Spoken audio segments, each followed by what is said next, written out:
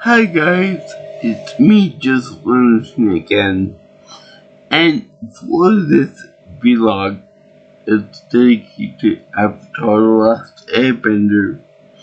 I shall be talking about the 6th episode of season 1 of this show called Imprisoned. Now, this is a historic episode on two different levels. But one a bit more obvious than the other. Now, this episode, this chapter in the book, is squarely in this part of the story, the water part. But it deals with the earth benders too. And what I mean by that is that even though this isn't a part of the main story, where Aang has to learn water bending, there's a lot of focus on earth bending and a little bit of fire bending as well too. Because in this, there's still the notion that the Fire Nation is considered the evil group, the evil nation of the group of the world. And it's unfolded in this episode. Now that being said, just a minute.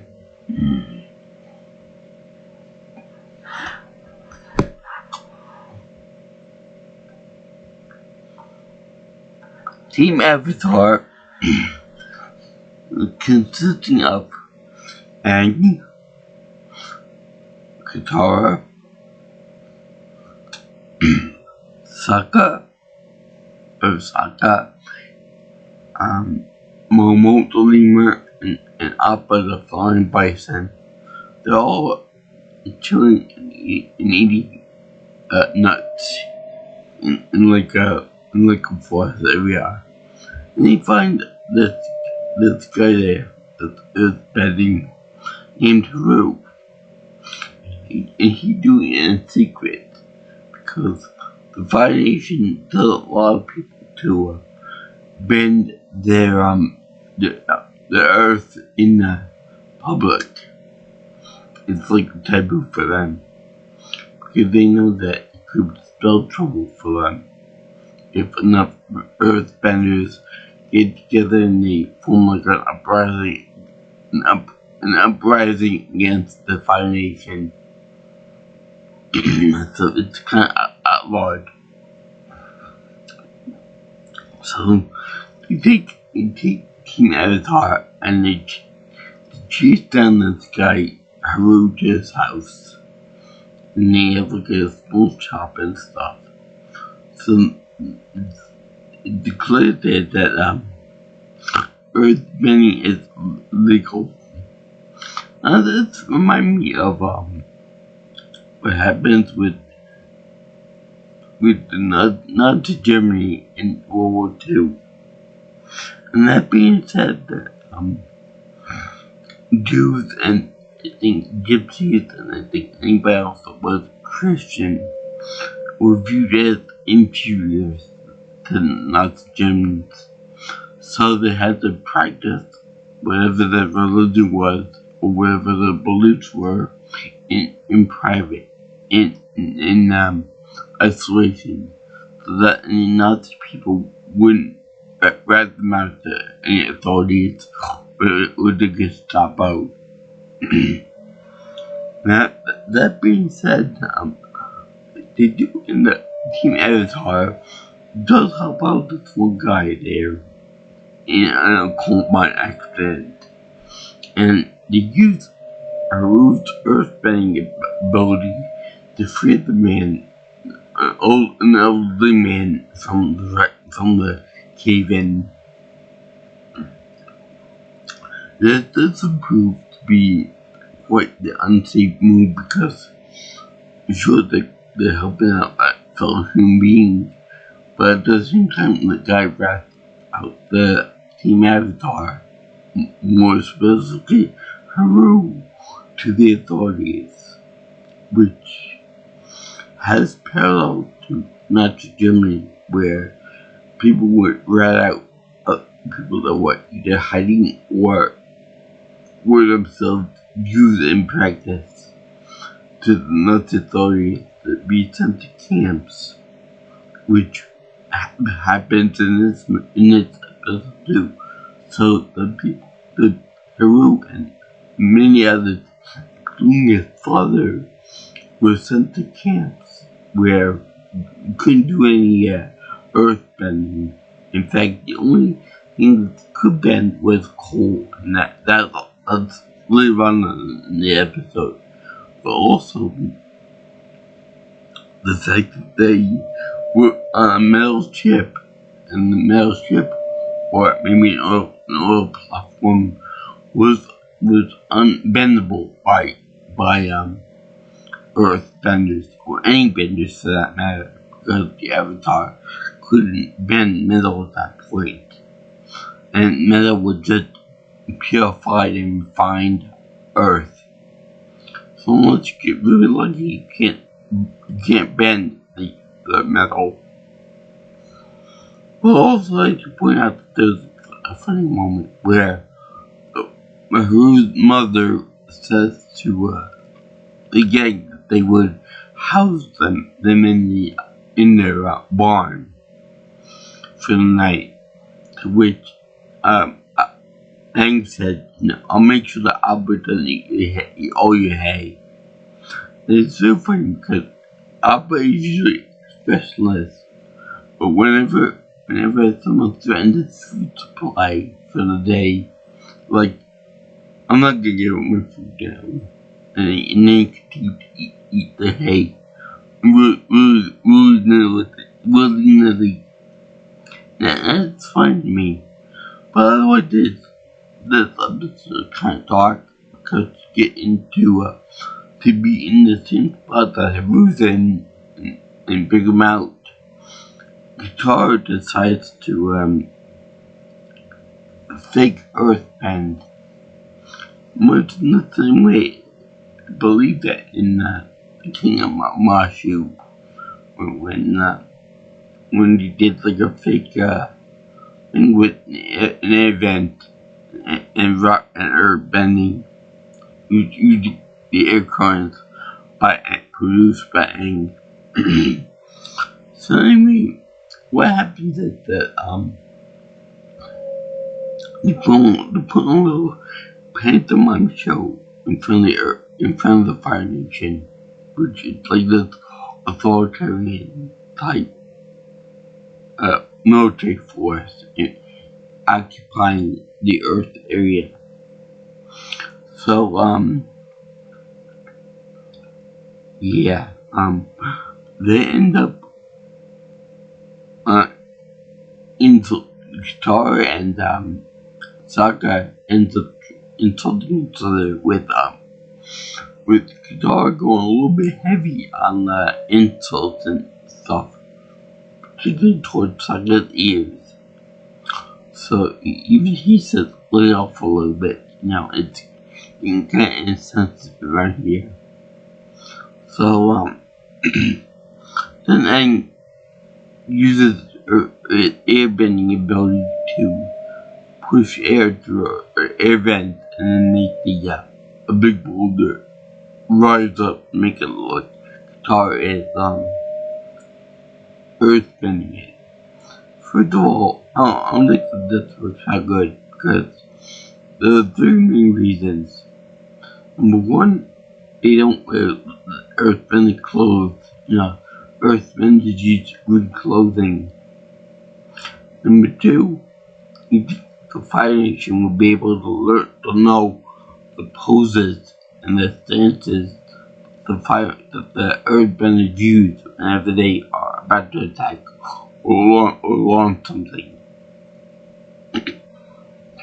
And third of all, after Katara gets captured by the Fire Nation, you would think that they would expect her to use other earthbending techniques or struggle a little bit to get her way and stuff, get free. But nope, it just goes over our path. The 2 points are able to follow Katara all over. And then they're able to go into the camp, if you will. To the camp. Now this is where the second layer to the whole historical thing about the Nazis and the Jews and Gypsies come into play. Now this is a little bit more specific to these groups, because remember how I said that that the Fire Nation was supposed to be like imperialist Japan during World War II? Well, the same can be said for the Earthbenders, which are based on Chinese, Chinese groups around the same time period, around World War II, 30s and 40s. And the thing is that way back when, during that extra time period in history, the Japanese did take over many parts of China, much to their own disgusting habits and bad legacy in there. If you don't believe me, look up a book on the rape of Nanking to see what I mean. But I don't know if they actually did this intentionally or not for this, but they make it seem like the Japanese, well, the Fire Nation, which is based on Japan, looks down on the Earth Kingdom, which are like based on the Chinese groups, and is seen as barbaric, seen as uncouth, filthy, just slovenly people. I'm sure much like in real life that the Japanese probably still to this day probably feel the same way about Chinese people and vice versa. I mean, I've heard of horror stories as to why they hate each other. But anyway, I had the unfortunate mistake of actually calling someone that was Chinese but Japanese by mistake, and boy did she let me have an info of it. And it did it purely by accident, mind you, but she let me go with all fire and fury. So anyway, to reinforce this whole Japanese identity, they had Mr. Oh my, from Star Trek himself, George K. play, I think, the captain of the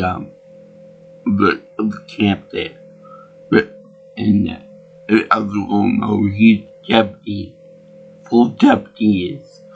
So yeah, that made the identity. They kind of stick to it, that the Fire Nation were based on Japanese people, Japanese soldiers, I should say. Later on in the show, we'll see the Fire Nation citizenry, and Yard is all about evil, and they want to take over the world, all that other stuff too. But for right now, they're like the solid block,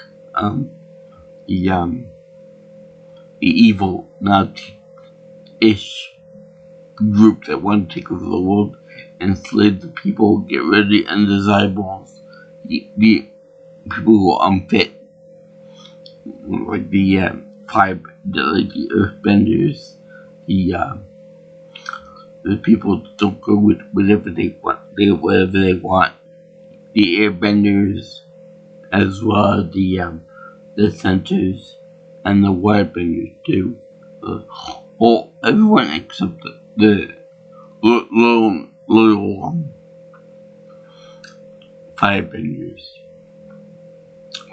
And that's really unfair to everyone else. Be under one world order and the final outside. So anyway, they have guitar give a rousing speech to everyone over there to fight back, but they can't. They really can't because they have no power over metal and steel and the coal underneath them is so far reached they can't bend it and use it for themselves. And this is also a notion that the Fire Nation were founded on a bunch of volcanic islands. So therefore, with the combination of volcanism and the fire ability to bend fire, they were able to industrialize themselves. So therefore, the more technologically advanced than the other groups of the waterbenders, the air nomads, and the Earth Kingdom people. So anyway, that's one reason why they're able to take over everything, because of the ideology and the technology is better. As we will see in future episodes too. So anyway, they show that Angie and the others want to rescue Katara and just Katara, but she refuses to let everyone suffer while she goes free. Fair enough. So she goes over there and she tried to develop more support for the group, even though we know that she has the power to do some damage to them, the Fire Nation, because they're on water. But she doesn't want to do that because I guess it's more to inspire them to fight back for themselves and to provide the Earth prisoners, methods and fire to put their own bondage type of thing. So Tara and the two guys decided to emphasize to play the same trick on the match before with the boulder and the air vents, but on a bigger scale. And this is the second idea, leading to him being the strategic warrior of the bunch. That everyone would say crap on him because he doesn't do anything. He doesn't have any powers or anything like that. But he has a very sharp mind, as well as a sharp tongue too. So they divide all this. They have Aang shut all the vents except one, and then they input coal in the plant to go into shoot, and then end up on the surface where everyone can use it to fight back against the Fire Nation. Now, naturally they don't want to do it, but then Haru ends up throwing coal at the captain, George K. So the captain ends up trying to launch a fireball at him, and that's when they stop fighting back against the Fire Nation, because it turns out to be that everything is also good until someone ends up trying to hurt one of your own people. Then you fight back. Then you want to fight back, especially because it's just a teenager. And you can tell that the fact that the Earth Kingdom people are very protective of their own against a superior force. So anyway, they end up fighting him, or that.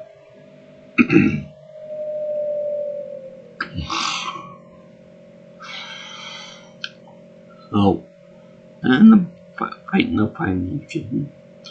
But the thing that I want to know, they use coal like as like defensive measures and offensive measures, which shows that the earth-bending techniques can be used for defense and offense. Especially like when they do this, and they cover themselves with a ball of coal of this stuff, and it will be that technique will be used by Angie against the Father Ozai, the Phoenix King Ozai. So then they would they do that, and it showed that techniques of powerful offensive abilities as well as good defensive abilities. Not only by a book wall, but by a wall of coal and protecting themselves. So all of the food animation movement. Now this is what always bothered me. I thought the coal was flammable. I thought that it would melt down or something or other. But I guess it's just like Dead Space the heat. Because when the Fire Nation soldiers attack them, I guess the heat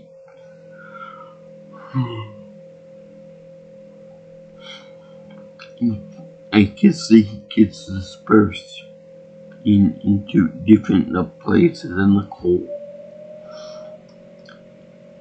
So I like the way Aang joined the fight by making a big funnel of air, and then the others load coal pieces into the funnel on top, and it becomes like a little machine gun of coal. Santa is pissed at the Foundation. Nancy, my mom, is Hero and the father doing like a Kamehameha blast together, like a father's Kamehameha, but they do compress a bunch of coal together into one giant boulder full of coal.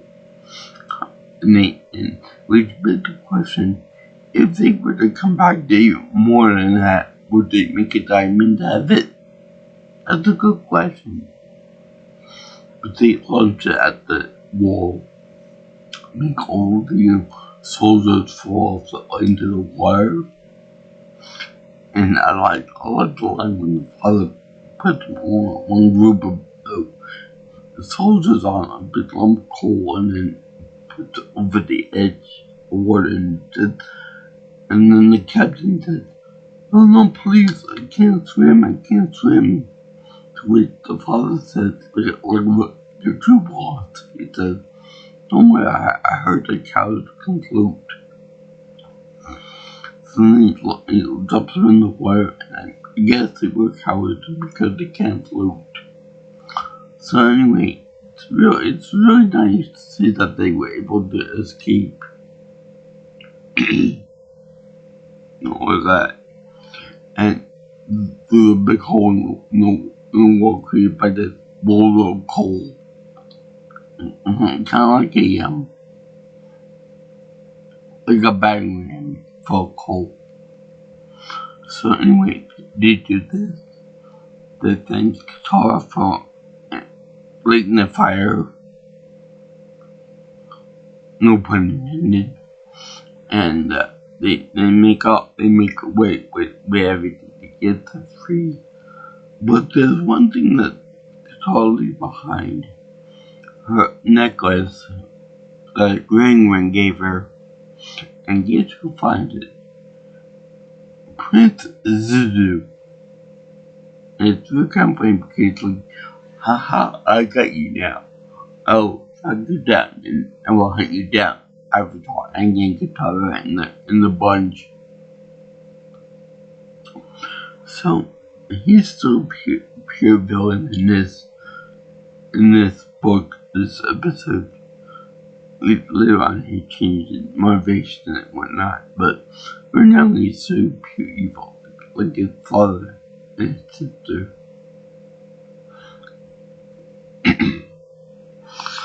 But I really like this episode.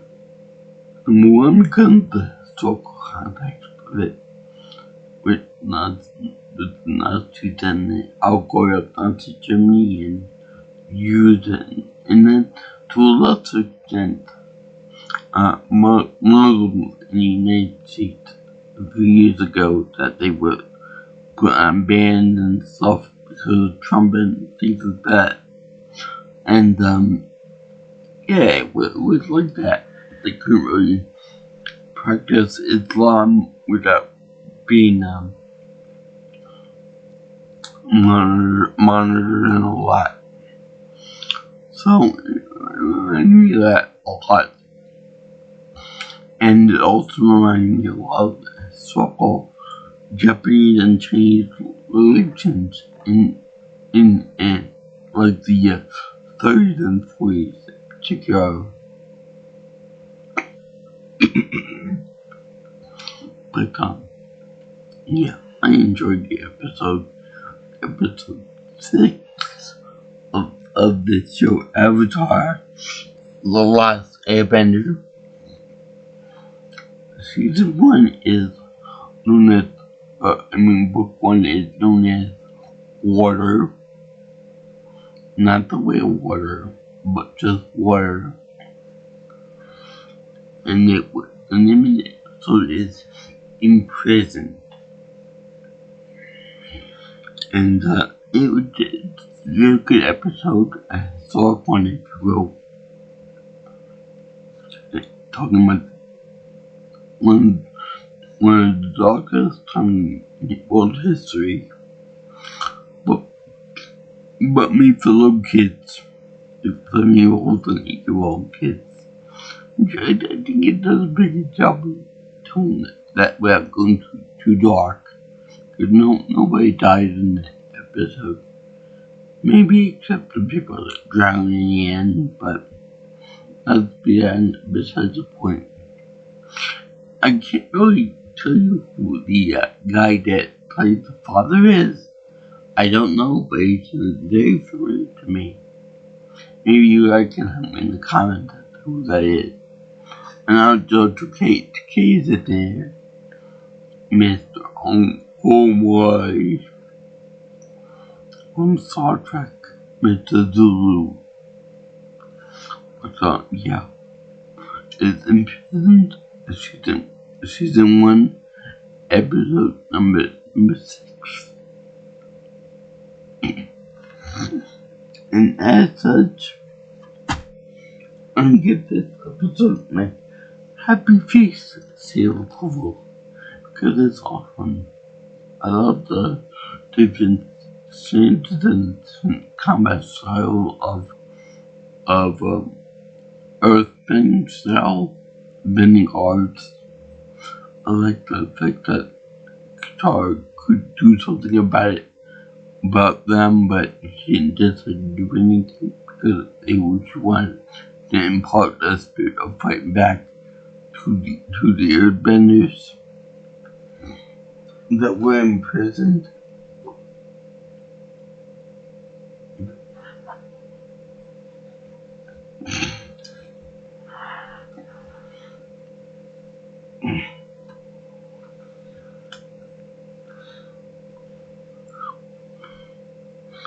And if you guys like what you hear and you want to see more of my videos, then like, comment, share my videos, or you can subscribe to my channel. Or if you want, you can leave me input on future episode content or you can call me or text me at 631 707 3707.